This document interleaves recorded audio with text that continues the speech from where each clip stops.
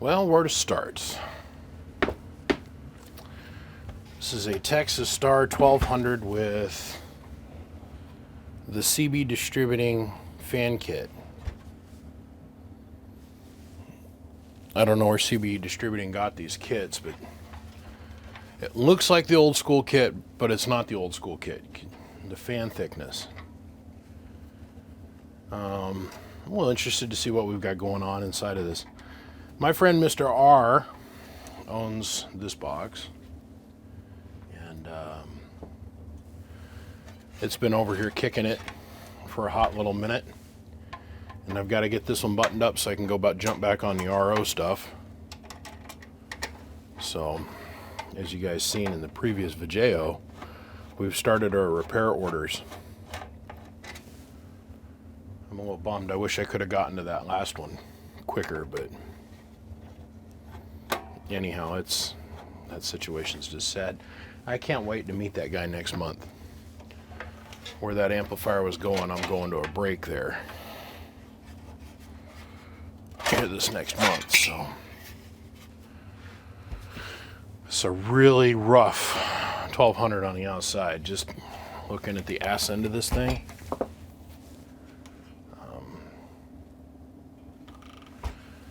Let's see. We'll see what we get. And is it a interesting sign when you open it up and it's got MRF 454s on the inside, 2 of them, and then got parts like that falling out of it.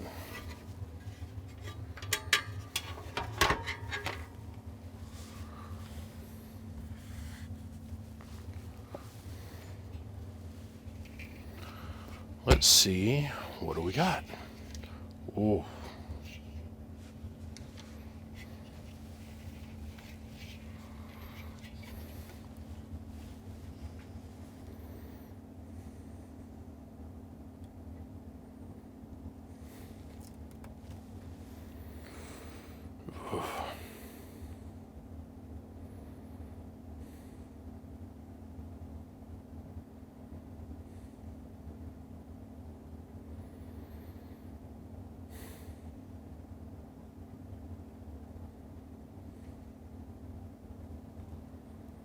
Well, I've seen worse.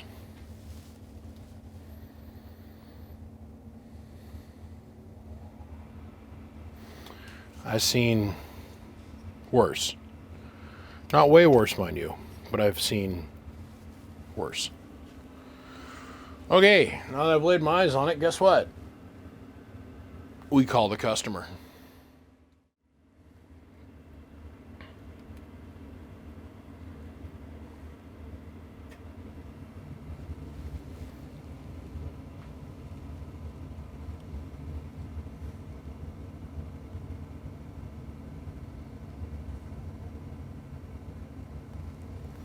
Let's just suckle this all in.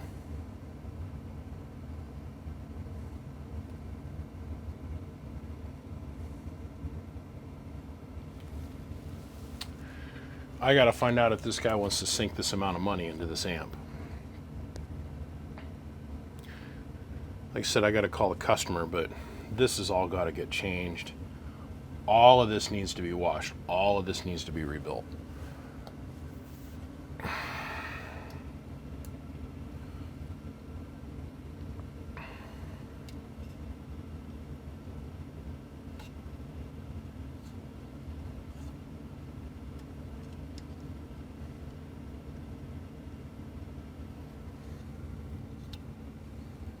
Sheesh.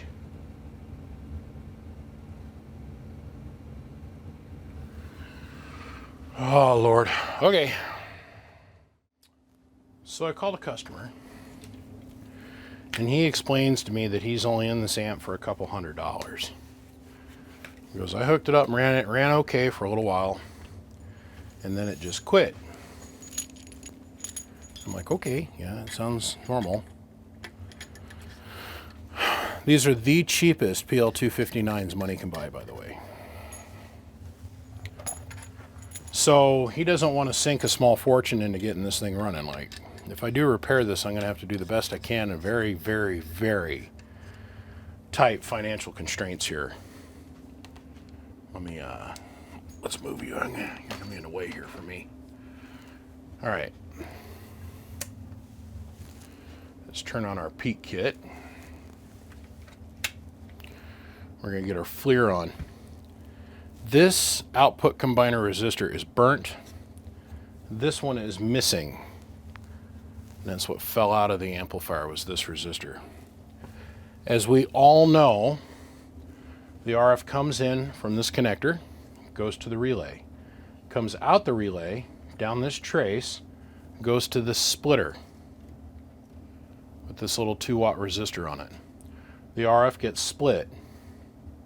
Half the signal goes to this splitter, then in turn splits the signal again and goes to this amplifier and this amplifier. Well, the same thing happens on this side. The RF comes out, it gets split again, half goes to this board, half goes to that board. Well, we do the same thing in reverse on the other side. The RF comes out from each one of the push-pull 2 bipolar devices. Okay, and now we're going to combine it back together. So we have our combiner stage, this thing here. Well, here's the other one here. This resistor used to sit here. It got so hot it fell off. This is a 100 ohm resistor. It's garbage. This one here is just about as burnt as we can all clearly see. I look at this and I go, okay, I don't see any burned up 10 ohm resistors. I see a lot of really sketchy solder work, but I don't see any burned 10 ohm resistors. So we're going to do a thing called short key. This is the lazy man's way of doing this. I cannot invest a bunch of time into this. This is one of these deals where the guy's either going to repair it or he's going to junk it, and I got to move on to another project. So what we do is we quick key it. Okay, now I know by watching these transistors turn on with a FLIR, these two are good. We have a dead section here, so one of the two or both of the transistors are dead. These two are good.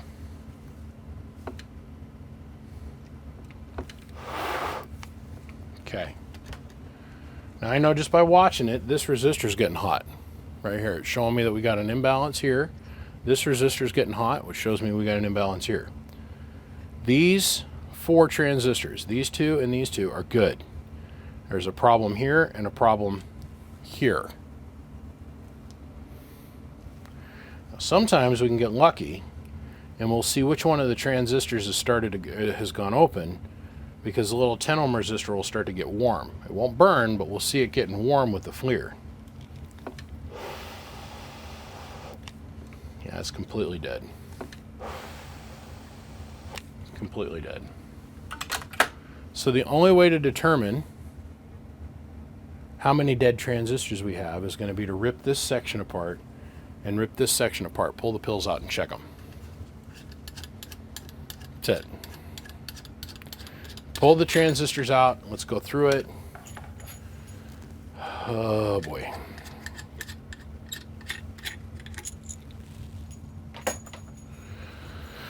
Well, at least it didn't catch on fire as soon as I plugged it in. That's always a plus. Let me go and look. Now, I bet you anything what has happened is one, like we'll pull these 4 transistors out and we're going to end up having one that's good but a really low beta gain, and this one's going to have one good one but a really low beta gain to it.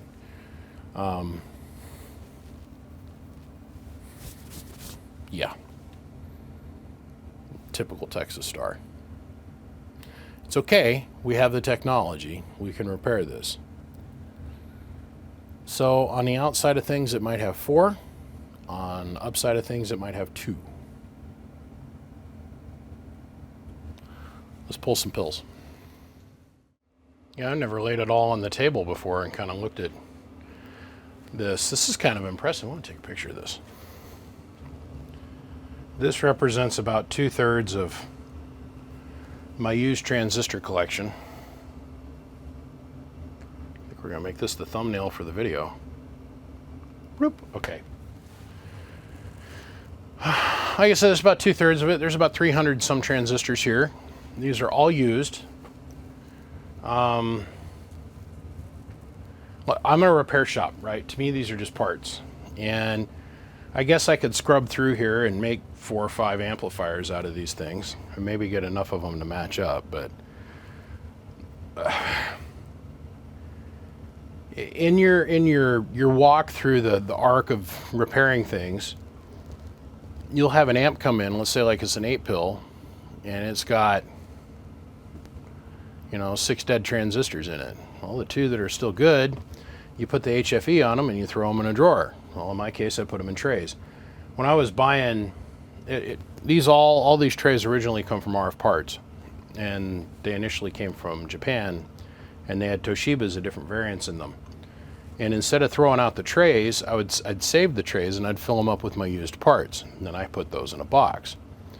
So, you know, you just start accumulating things. Like a couple 100,000 amps later, you know, you've got a motley mess of 1 transistor here, or 2 transistors here, of every, I guess it'd be color and creed, right? You know, every manufacturer, every version.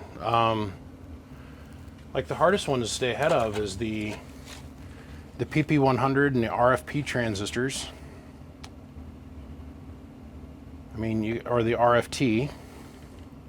DEI is another hard one to stay with, because DEI's got, geez, I think the lowest one of the DEI transistors I got is, it would be like a 10-5 or whatever.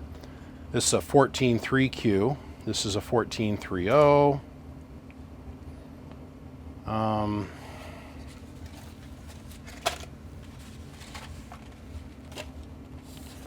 16D08, 16D09. Here's a very rare transistor, an ICA, literally ICA, 2879B 1123.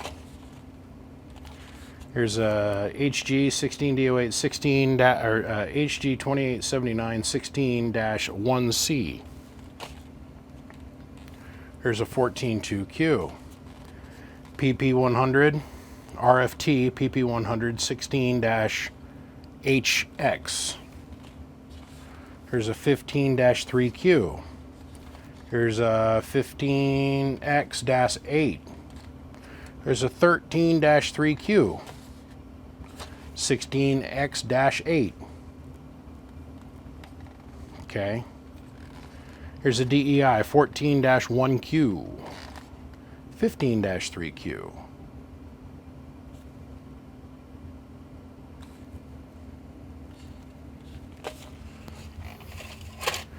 You hold on to these things because they're still technically good. I wouldn't, you know, I can't use these for a new build per se. I mean, I guess you could, but I hold on to them so that I've got parts. Like in this situation, I might have 4 dead transistors, right? Well, I can go hit what I call the bone pile, and I can come up with 3 viable possible replacements. Now, I know what you're all thinking. Rip all that shit out and put 454s in it. You already got 2 of them. Right. I think I might have 2 more actually over here, but I need 8. Kind of hit this pile of transistors. Yeah, I got 2 left in this flat. I might have to call up Tony and get a couple more coming, but let's say I find that he's only got 2 dead transistors. I got ones that magically HFE match. And then in theory, I can repair this thing and say, hey man, I'm just going to charge you like $60 in parts and you got Motorola's. You know, it's the same thing. If you've got, let's say once again, an 8-pill, we use it as an example that shows up and it's got 1 blown Toshiba in it. Well, you pull out its paired partner, you check its HFE gain. Like if all these transistors are good except for one, we'll just say this one here. We pull both of these out, we'll measure the HFE gain on the transistor that's good. And if I can get one that's within 1 or 2 HFE gain out of this myriad of used pills, and like I said, I even got more than this. And this is just what's out here. I friends, they've seen me, the ones that have ever been here, I just pull this box out. I'm like, well, let's go look for one. So we find one, put it out in the tester, flip it over and look at the number. If I can find one that's matched up with that pair, instead of having to replace 2 transistors, we only have to replace 1. So I match it up, drop, put it back in, and we're off to the races and running. Amp's off and running, gonna get another 5-10 years out of it.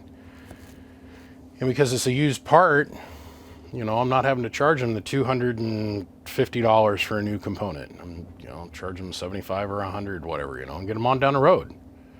It's cheaper than refilling the whole box. That makes sense? Like I said, I'm a repair shop, right? I should go get the rest of them and lay them out on the table. Actually, what I should do is get back to work. Okay, so here's where we're at. This is what we figured out so far. I pulled these 2 transistors out. Both the transistors are good, but they have HFE gains that are 2 and 3. Here's the ass section. These 2 transistors, those are here. They have an HFE gain of 5. So then I pulled these 2 transistors out.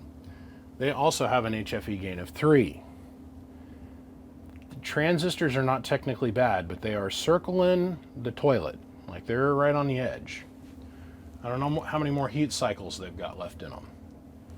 So like I was explaining to the customer, I said, hey man, I can technically get this all running, because the problem that we're having is not the transistors being blown. It's that all the satellite components around this thing are crap. So I could technically, by theory in the book, put this all the way back together, and the amp will work. I can't give you a guarantee on how long it's going to last. So let's grab one of these HGs that he sent with the amp. This is the HG MRF 454. Okay.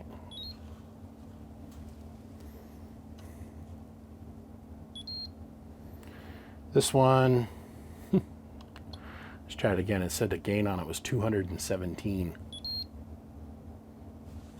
Nope, now the lead popped off. Son of a gun. Okay, let's try this again. Has a gain of 42. The Chinese part has a gain of 42. Now let's go over here and let's probe one of these. I get a little leery about transistors when the HFE gain gets below 9 on this Atlas. So now, because it's cooled down, it's got a gain of 6. 6. When they get down below 9, I get a little worried about them. So the transistors are not technically bad. We haven't blown anything. But what we have had happen is I pulled this capacitor off and I started just looking at the values of the caps. Let's just say that maybe I've worked on 1 or 2 amplifiers in my time. Just saying. So I thought there's got to be another reason. Now this cap here is supposedly a 1040 puff capacitor, which is used and it's out of something else. This is not the way this amp came. This cap has devaluated itself to 134 puff. So it's lost about 85% of its rated capacitance value.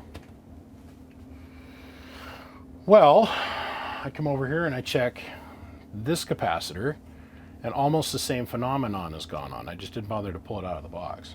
I tested it where I lifted one leg and I tested one side, hooked up one side. This is in like the 700s. This one's around 1,000, this one's down in the 900s. This here should be about 1,200 picofarad, and it is reading out at like 500 and something. This here is 700 and something. Haven't tested this one. This one down here is a 330 puff capacitor, the one that's underneath this wire. There's a lot of shitball parts in here. That and this amp is so hacked together. He goes, well, I ran that thing for like 2 years. I don't understand why it quit. And I'm like, well, dude, your cap went bad. He goes, no, I don't understand why it quit. I ran it for 2 years, never had any kinds of problems. I hooked it up, made it 3-4 keys, and it just quit.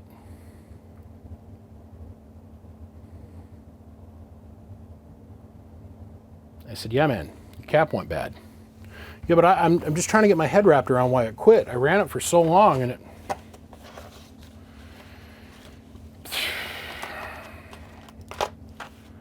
I said, brother, I can put these Motorola transistors back in here. I can fix all the parts around this that have caused it to fail, and you'll be back up and running.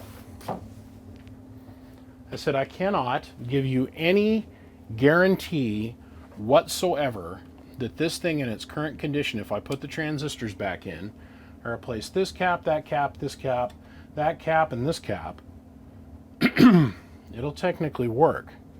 But I can't make you any guarantee on how long it's going to last. He says, why? I said, well, because your transistors have got such a low beta gain to them.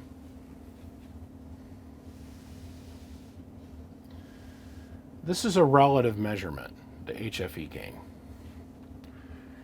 It's a measurement that they've achieved by measuring the leakage between the emitter, base, collector, collector, emitter, base, base, emitter, collector, base. Okay.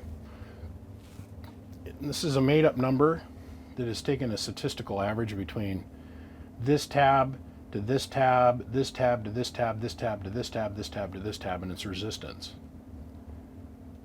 When the HFE number falls too low, like these transistors here on my wall, I bought these new, supposedly new, off of eBay for a reason. X-Force at the time, the guy that bought X-Force, not the original owner, but the guy that bought X-Force, was getting a bunch of junk transistors. He'd buy, like, let's say 5,000 transistors from China. And the guy in China was just sending him whatever he could get put together for him. This guy was taking the transistors and going through all of them and testing all of them. And the ones that had HFE gains down below like 5 or 6, he was just dumping them on eBay. The reason he's dumping them on eBay because they'll work for like 2 or 3 key ups, but then when you put them in the real world and they get a little bit hot, the transistor fails. It's just how it works, right? Now this was a trap. This is a complete setup. I went and I told him, I said, these transistors are no good. I told him how I tested them and whatnot because I knew that this was what was going to happen. So what's he do? He takes my personal buyer information, gets on Facebook, and starts running me down saying how I don't know nothing. I was like, okay. But the HFE gain is so low on these transistors. One of these has got an HFE gain of 0, but it's not shorted, and the other one's got an HFE gain of 1. I wasn't going to ever put them in anything because they're junk. And he was asking full-blown price, like these were good tested components. They're not. They're junk. They're substandard, right? So what'd he do in return? I love this. It was like, fell right in the trap. He goes and puts all my personal buyer's information on Facebook, starts running me down personally, and then he goes and does a YouTube video where he says, look, even if the transistor's got a gain of 1, it still works. So his argument is, I'm going to go and put these 2 transistors in this amp, which he did on video, and they jacked the voltage way up, and he just sat there and run it and pinned the needle in the corner, which was the most pointless test man's ever done as a human being, because we all know that's bullshit. It looks good on video, but at the end of the day, that amplifier isn't going to stay together. The transistor is going to fail. As soon as it goes out in the real world and gets any kind of heat in it, boom, transistor is going to fail. One of the connections is going to short to the other. The transistor is going to die. So I told him, I said, I can't make any guarantee. So we got a couple choices. So what he's elected to do is we're going to take these 2 transistors, we're going to throw them back in the amp. I called up Fat Boy and said, hey man, send me some pills. I don't have enough 454s to do this repair on hand at the moment. That's okay. How this works out for you guys in YouTube land is I'm going to snap my fingers, and in a second we're going to be back on this project. It's going to click, click, and then we're going to be back here. We're going to have transistors. We're going to start fixing this thing. Got the parts ordered. They're a couple weeks back ordered, blah, blah, blah. Doesn't matter. We'll be back to this. So, ready, set.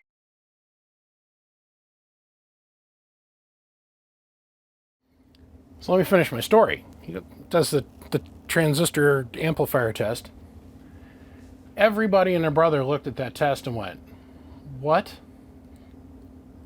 He didn't put the test out there in context. He didn't say, oh, I went out and I sold BBI bad transistors. Check this out. Transistors with an HFE gain of 1 still work. He was expecting me to engage him in this debate and get out there and argue with him about it, which I don't do. I don't care less. I know what's right and what's wrong.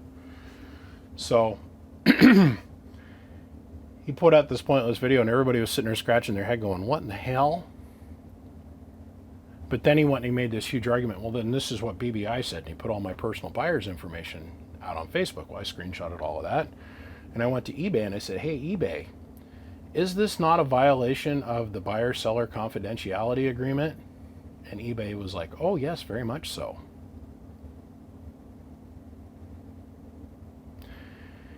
They ended up having to take down that one account. He went on to subsequently just start up another account.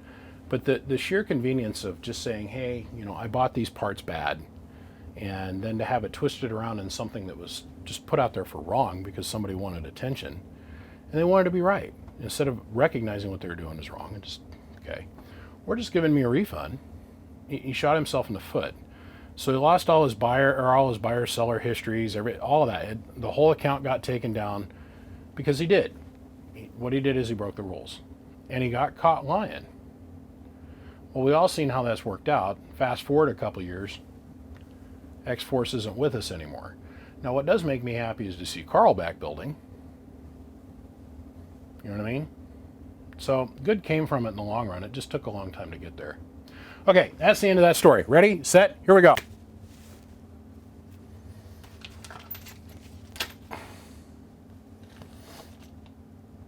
We got pots. Okay. We're going to turn this into the bare bones, Class C, money-eating machine that this thing is. First thing, strip all wire out. Second thing, strip out crappy solder joint shit. Third thing, wash. And away we go. Okay. Strip this down quite a bit. This thing is nasty. All right. Now it's time to wash the fugly away. So we're going to give it a bath. And then we're going to start to put it back together. I mean, this thing is rough. Although I've rebuilt worse, this is right up there. I mean, literally the cheapest coax connectors off of Amazon money can buy. He was acting like this was going to be, oh, it's not that big of a deal. Dude.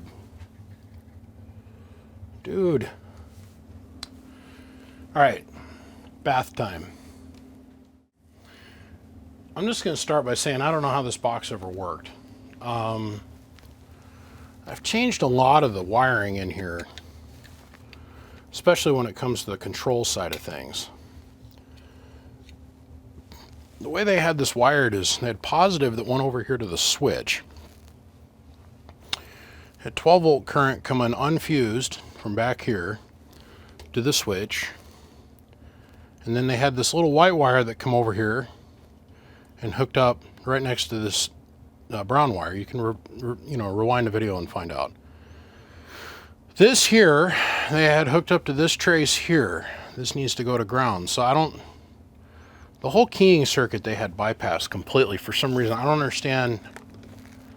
The amp was always in an on mode, I guess would be the best way to put it, but this would have never worked. Well, I mean, it would have worked. You would have put RF in it and seen more come out, but it would never shut itself off. This thing was so butchered. It's like the guy that owns this just cannot. He's like, well, I don't understand. I just don't understand. I just don't understand. I just don't understand. I've heard that like 10 times. Well, then if it was working, I don't understand why it's not working. Dude, I'm telling you, the way this was wired, it was probably making power, but it was way out of whack. So how this works is a little bit of RF comes in on this blue wire, and it charges this capacitor, it passes through this capacitor, a little bit of weak leak current keys this transistor, this relay fires. Its output voltage in the stock configuration runs the bias, which all of that's been removed, but it comes out of this lead here. I had to create these jumpers because the trace was completely ripped off. I left this brown wire hooked up because I want to show you something. The way I have the multimeter set up here is I've got it set in diode check mode. So it shows that we've got continuity. This doesn't do anything. This whole circuit's hooked up, but the positive wire that came from the on-off switch wasn't hooked up. The way the fans were hooked up is all ass backwards. So if we take and we probe here where it's supposed to go,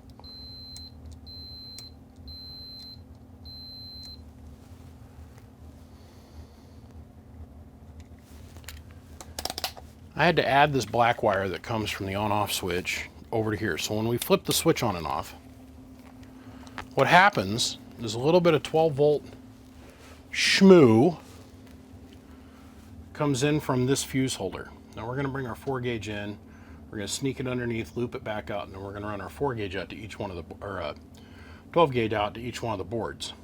Okay. This is going to be short fused. We're going to put like a 3 or 4 amp fuse in this fuse holder to protect all of this stuff. As you can clearly see over here on this trace has been burned up multiple times. And I'm assuming it's burned up underneath the board now. There's these little vias that are right here. There's a trace that goes from here to here underneath the board. It's obviously been fucked off way a long time ago, right? So what we've got going on now, what they've done, somebody else came along and did, is that they bypassed the trace. Instead of putting a jumper from here to here, they had it run back unfused back to this fuse holder. Well, we can't have an unfused link with the on-off switch because we have the fans in the circuit and the fans go through a plug. If you disconnect the fans with the plug plugged in, the power plugged in, and disconnect the plug out of the fans, it causes a short. Well, that backfeeds to the weakest link in the chain, which is this trace right here, which has been blown up and burnt off several times. So now, yeah, this technically makes it work if we do an unfused link. I personally, and Texas Star, let me grab this other Texas Star here. They like to put a fuse in the equation. See the fuse right here? So this fuse is now the sacrificial animal, not the trace. So for some reason, you're running down the road and the kids get in the back seat and they kick something around, or you throw a bag in the back seat and it partially unplugs your fan, the amp blows the fuse. So we're going to utilize this fuse back here. We're coming back to this trace right here. So now all of this circuitry has been completely forgotten about. I went ahead and rewired this so the on-off switch actually did something other than turn the fan on and off. Now it's going to run this keying circuit. Well, because this thing is set up for AM and AM only, we don't have to worry about having the sideband, which there would be a capacitor that attaches here, and then another wire that comes off and runs back over here to the other side of the keying transistor. So you when you turn the sideband delay on, it holds this relay open a little bit longer. What does have me concerned, one, are these capacitors. We're going to test it the way it sits. Two is this relay. Relay's looking really skunky to me, so you might end up having to change that down the road. The other reason that I'm almost positive this box will not work is because of this. Let's put this back on. This next thing I'm going to show you, you're going to all just be like, what the hell? All right, so we'll thread this back on, get that out of the way. This was the original tuning capacitor, and I don't mean original because we all know original is 1000 puff. This was the cap that sat here on the old combiner network as the final tune point. As we all know, anybody that wants to go to CB Tricks, anybody that's ever looked at a service manual for a Texas Star 1200 or the 1600 knows that that final capacitor is 1000 puff. This one is 76.3 puff, picofarad. It says 75 puff right on the cap. This amp would have never, ever worked. You could have put pills in here, transistors in here until the cows come home. It would have never, ever worked. Also, this output network was not even worth attempting to save. So I just ripped it out. We're going to throw it in the trash. What I did is I created some pads for us to solder all of the output combiner network to. So, of course, we have our wire here coming from these two sections. It gets combined. It goes into this white wire, comes over here, gets combined again. We have our output tuning capacitor at 1000 puff, and it dumps it on the relay. The way it should be for this amp. On the input network, we had all of this stuff going on. None of this is Teflon wire.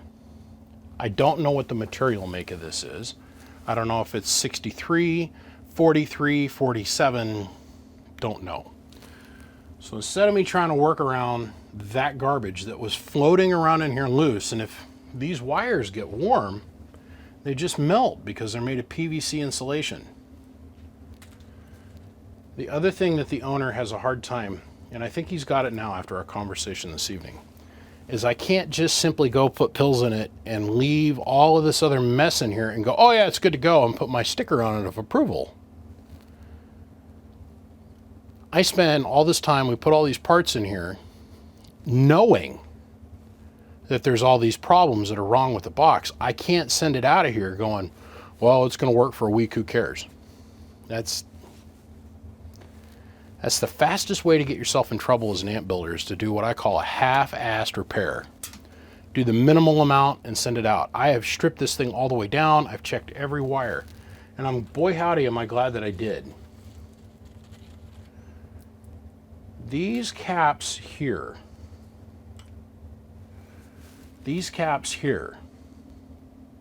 I took off of the input transformer, and I think I mentioned this in the previous segment. We're going to go over it again. Each one of these caps, okay, were 120 puff. They should be 1,200 picofarad, not 120, 1,000. So each one of these caps was wrong. The other thing that I covered in the couple previous segment back was how this had 1,040 puff capacitor on it. This thing actually reads 600 and something picofarad. We went and found another 1,000 picofarad capacitor that is 5% tolerance that matches all the other caps on the output.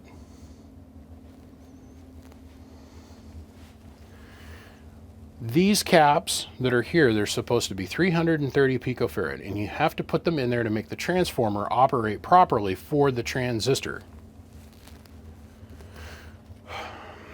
Once again, apparently somebody didn't know what the part numbers were. These are also 120 picofarad. So I went ahead and I replaced these with 330s, 330s, 330s, and 330s, the way they're supposed to be. This is our flybacks, what's left of our flyback circuit. Look at how crapped up that cap is. This is, I don't know, haven't even bothered to measure it, because I just looked at them and went, they were the wrong capacitance and the wrong resistance value. So let's measure it,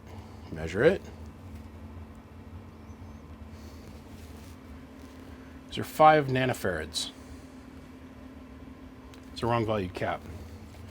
All the capacitance that we put in the circuit changes something else in the circuit. These little glass capacitors have to be a certain capacitance value, for the rest of the circuit to work properly around it. So we're looking at C16. It's supposed to be a 15 UF, not 5 nanofarad. I went ahead and I dug around, and out of some of the scrap parts I've got sitting around here, I grabbed the appropriately sized resistors with the right resistance values, not the biggest that we could find in Mom's part drawer, with the right valued capacitors. Now everything in the circuit, the input transformer, the output transformer, the actual balance capacitors, and then the actual capacitors that serve as our electrical blockers from our primary to our secondary. Primary, secondary, by the way. Primary, secondary. We have the right values in place.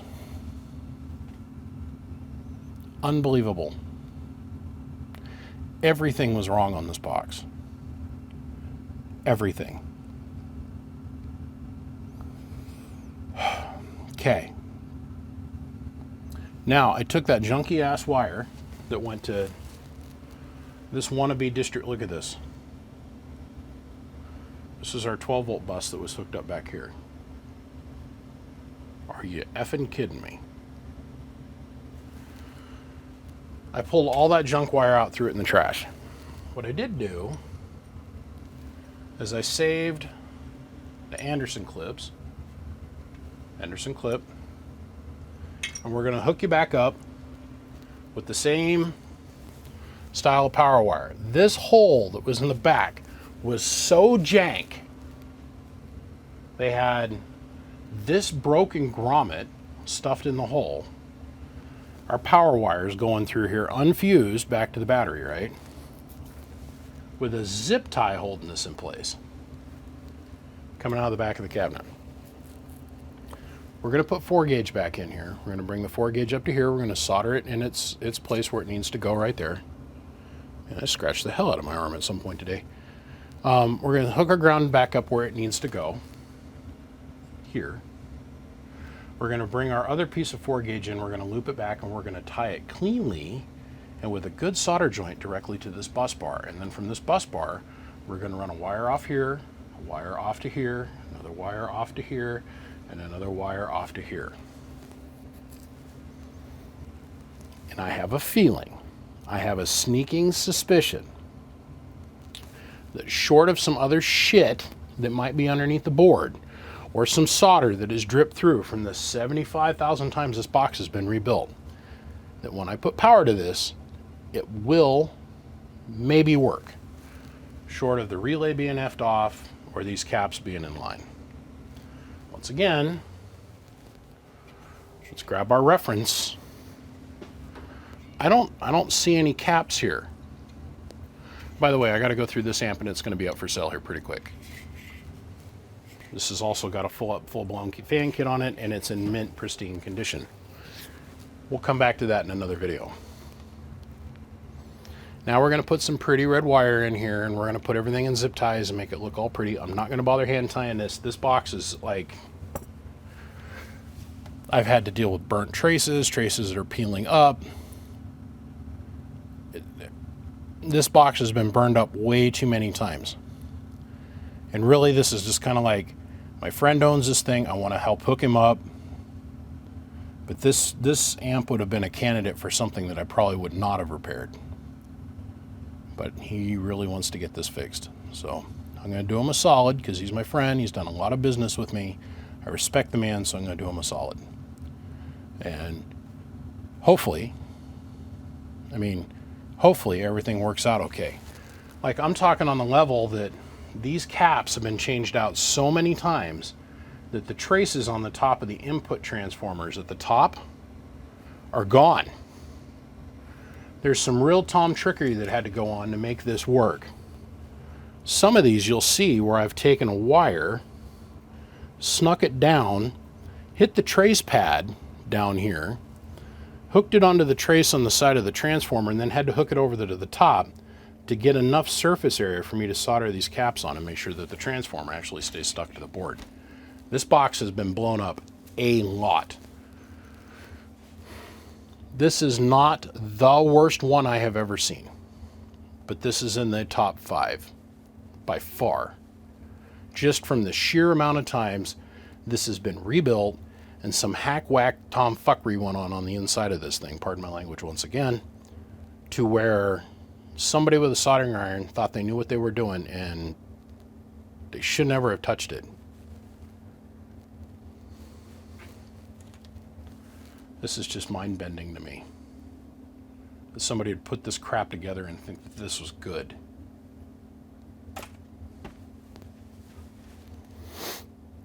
But at the end of the day, we're going to make it work. So, God, every time I look at this, I find more shit. Okay. I got to take this wire and move it from this trace here up to this trace here, so it electrically, when this relay actually closes to do its job, it'll fire this relay. Hopefully this relay works. If not, we got to pull all this crap out, and I got to retrofit a 25 amp relay to fit in its spot, which is always so much fun. Okay, let's put some power wires in it, and we're going to tentatively put some voltage on it. Let's see what happens. We'll see what smoke comes out of what parts. And this amp. Okay, so we got the power wires all in here and got everything all zip tied up. Things all cleaned up and it's working. Anderson plugs installed. This thing has gone kicking and screaming. I don't want to work. I don't want to work. I don't want to work. Oh, it's late. It's almost 2 o'clock in the morning. Okay, let's start testing it. First off, we're 1,000 watt slug and peak, 1,000 and average 5 watt slug and reverse. We're currently at like 12.4 volts. We're on the bench 2950, which is this 5 watt slug here in reverse. Sorry for this odd angle, y'all. I'm really tired. I need to get this done. So it's easier for me to just move you guys to the side for a hot minute. We do the tests, we move on, versus me trying to do this. You guys have no idea that the frickin' ninjutsu yoga stuff I got to do to work around the tripod. Okay, first off, amp is off. We're going to talk through the box. Hello, 1, 2. Hello, 1, 2. You see that needle move? It's because it didn't. All right, here's our input tune with 20 watts going in. Hello, 1, 2. It's falling back. That's what we're looking for. Okay, now we're going to come over here. Let's do the other end of the spectrum. Amp off. Hello, 1, 2. That's our pass-through tune. Here is the amp in operation with 20 watts hitting it. Hello, audio. 1, 2, 1, 2, 1, 2. Remember, y'all, we're on 12 volts. Hello, 1, 2. Making 600 watts with 20 watts going in. So let's reach down here and we're going to kick on the power supply and we're going to let it trickle up to about 15.2. We should see a significant increase in power output now. Okay, achieve 15.2 on the front of the power supply. There's 15 volts. Hello, hello. 20 watts of drive, we're seeing over 980 watts.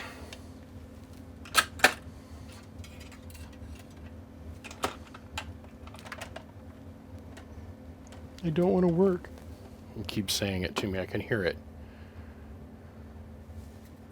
God, every time I look at this amp, I see more solder splash. I just pulled a piece of solder splash off of that. All right. Let's keep on pushing, Luke. You're almost done.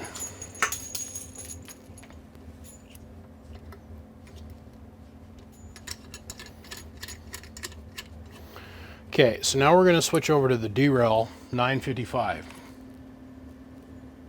Okay, the hopped up 955, which does about hello.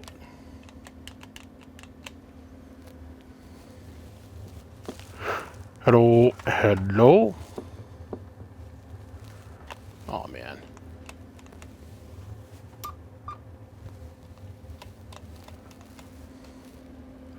The hopped up derail 955 doesn't want to key up.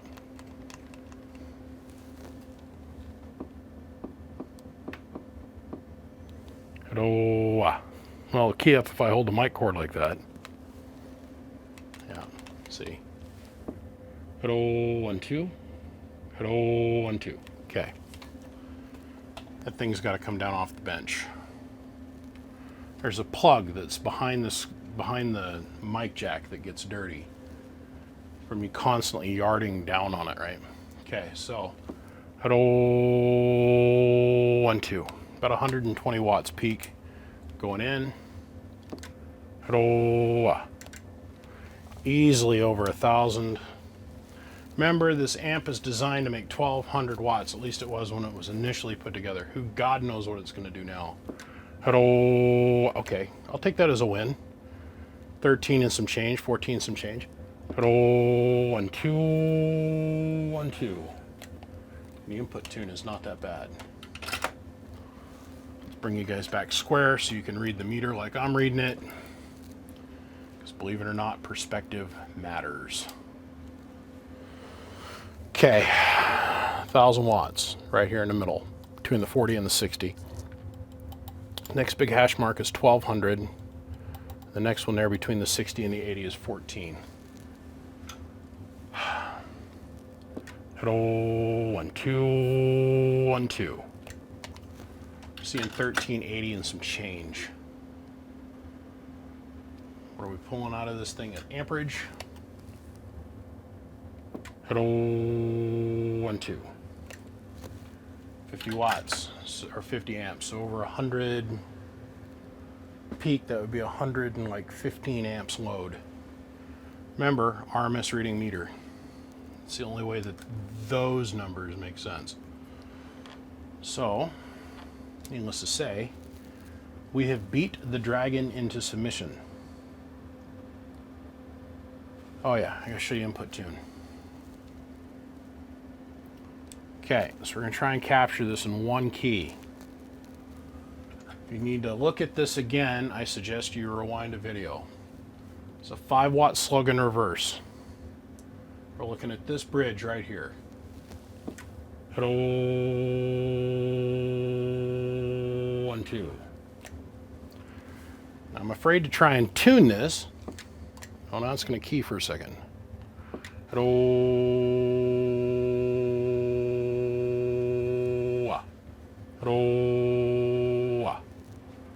2.5 bars. Hello,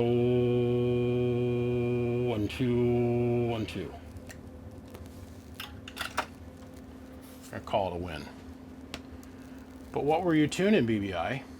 Well, down here, right here, is this variable capacitor. It's called an Arco. It's right here. Now that we've got that tuned for high power input, this is where I come over and I grab a little bit of fingernail polish. The reason we're going to put fingernail polish on it is because we don't want this screw to change its position. This screw, or these plates. And it also allows me to have a witness mark on here. So if this thing for some reason comes back, which it most likely will, is burned up and badly damaged as this amp is. I don't think the guy that owns this gets it, that this is like a Hail Mary thing. This amp has seen better days. It really has. So we paint that in place, so when the paint dries, it holds the screw in place, it holds the pressure nut in place, it holds the plates in place, because this is going to spend its whole life upside down. I don't know if you guys can remember back to the beginning of this dog and pony show. This thing has got a full-up fan kit for it.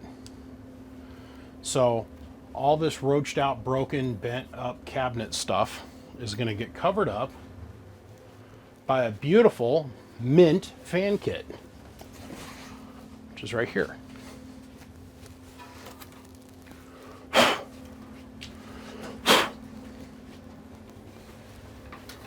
This is a fan kit that's made by CB Distributing. It's not the stock fan kit, but it works. It's a nice fan kit. So we put this nice fan kit on this amplifier, and you're like, oh wow, that's a really nice looking 1200 hot plate. Well, AM only. Hello, 1, 2, 1, 2, 1, 2. 60 amps times 2.25. Okay. Where is my FLIR? Here's my FLIR. Let's check a couple things.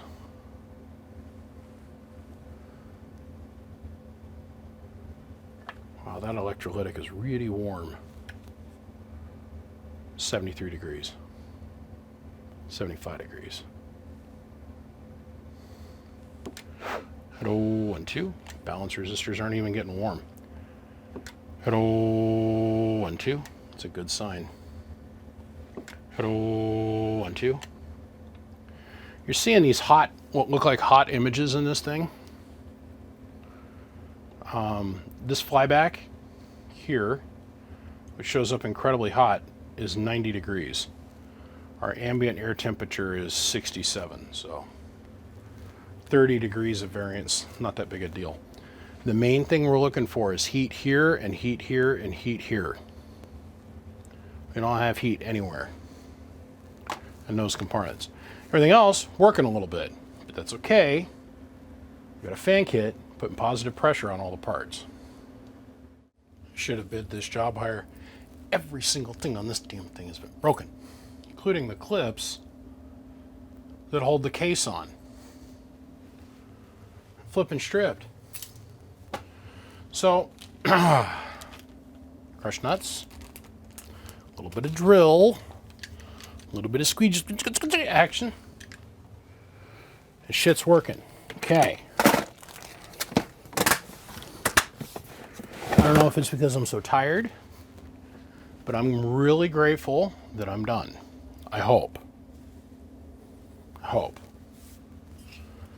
This is where I quietly pray some little tiny flick of something doesn't fall on something of the little flick of something and cause everything to burn to the ground. I've had it happen. That's the reason I say this, because I've had this happen. Okay.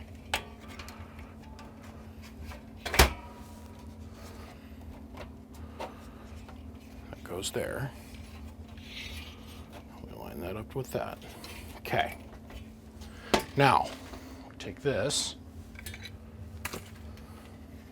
we put this here, put this here. Okay. So now we carefully take this here, we thread it into here. The reason this is so important to me is I hate squeaking. I can't stand shit that's like eek, eek, eek, eek, eek, eek. If this case isn't together right, it makes a demonstrous amount of noise. Like, I want you to go take and shove an ice pick into your ear hole level of noise to just make the noise stop. Squeak, squeak, squeak, squeak, squeak.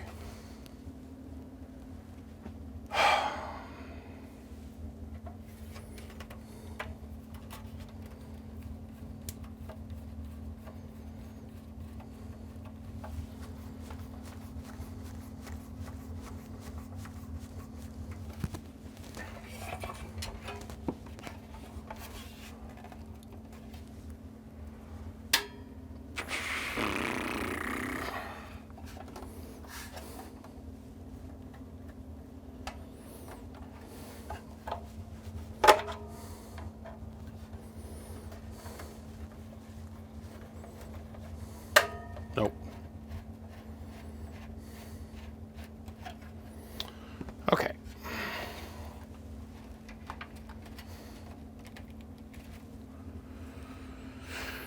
I want some clamps. You thought I was kidding.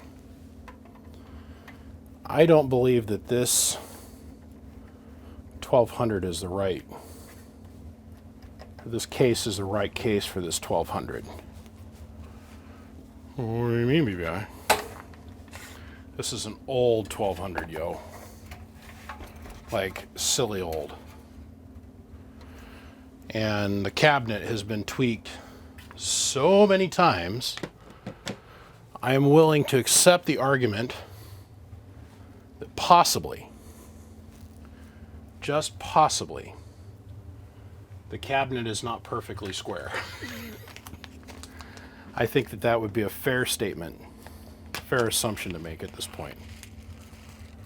So it doesn't surprise me I'm having to get a little man-handy with it here and bring out the Tim, the Toolman Tanner tools here.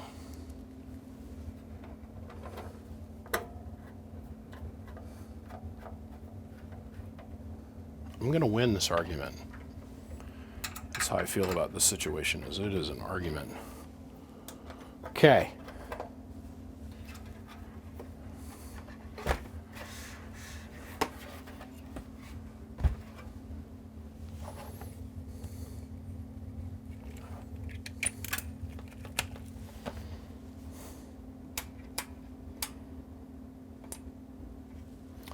Pop the fuse. Let's take it apart and figure out what went wrong.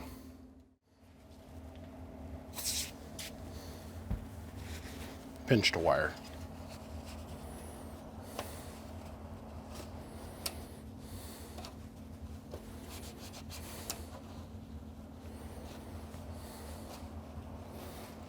Cleaning the crumb custicles off the switch.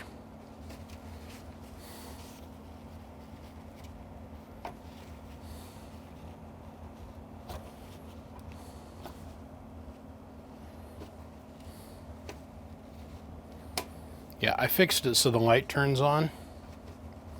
Doesn't do chip for Shinola. Remember, this is a Class C only box. But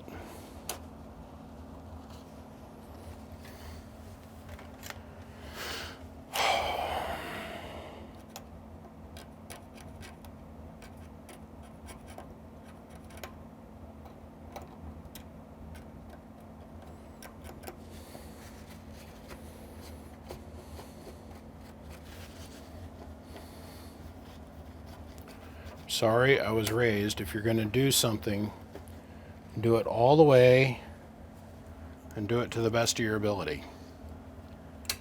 Even if no one's ever going to bother to notice the details. Okay. This thing has definitely earned this sticker.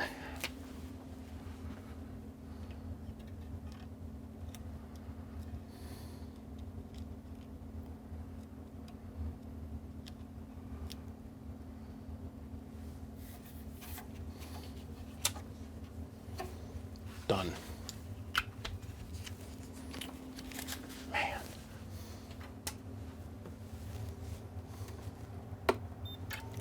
$29.50 at 12 volts. Hello.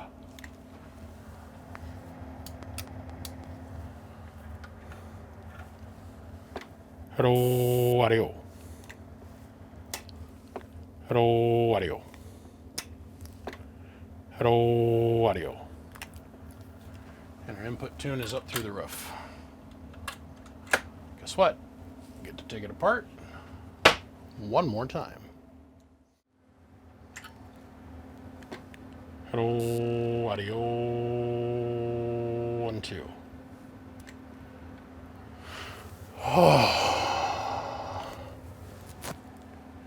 Hello, audio. One of the screws on this bracket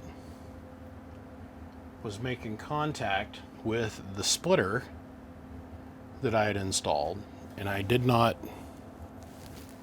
needless to say, took it apart, figured it out, moved the splitter down a little bit, and we're fully functional again. Sometimes, no matter how hard you try, the best laid plans just blow up in your face. So, Gentlemen, it's done. I'm gonna go do something else. I think I'm gonna go make some dinner. It's now 3:30 in the morning, so get something to eat, 4 or 5 hours of sleep, get back up, come back out here again. So, say a big shout out to Penta, XS, Sigland, MechMan, of course, friends at Matchlet, Bird, Coaxial Dynamics, and a special thanks to all of our Patreon supporters. These fine people. They're the reason that we get to enjoy all of these videos without commercial interruption. I don't know about you, I'm sick and tired of YouTube's commercials and the quantity of them. It's worse than network television. It's every 5 minutes instead of every 15 minutes. Remember when that used to be kind of like a universal thing? Every 15 minutes you get a commercial, 5-minute break, go pee. Just saying. Listen, guys. I want to say thanks for tuning in and following along with my crazy antics over here. Believe me when I tell you, more shit's coming, more shit's coming, more shit is coming. It's going to be a busy next week. I say from the bottom of my heart, thank you, gentlemen.